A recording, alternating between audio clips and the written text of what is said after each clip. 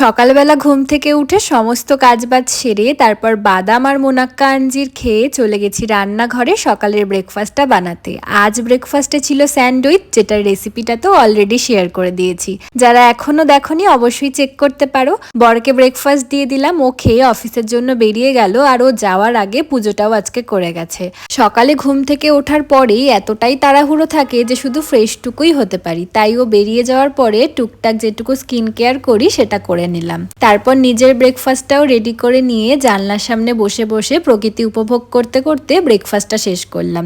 সকালের পরে এই টাইমটা একটু ফ্রি থাকি, কাউকে ফোন করার থাকলে এই টাইমে করে নিই, বা নিজেও একটু ফোন ঘাটাঘাটি করে নিয়ে আবারও চলে গেছি রান্নাঘরে, গিয়ে দুপুরের সমস্ত কিছু কাটাকাটি করে দুপুরের রান্না বান্নাটাও বসিয়ে দিলাম। তো প্রত্যেক দিনই আমার সকালটা এইভাবেই কাটে। আজকে একটা ছোট্ট সকাল তোমাদের সাথে ভাগ করে নিলাম। আশা করছি ভিডিওটা দেখতে ভালো লেগেছে। চলো তবে আজ আসি, বাই।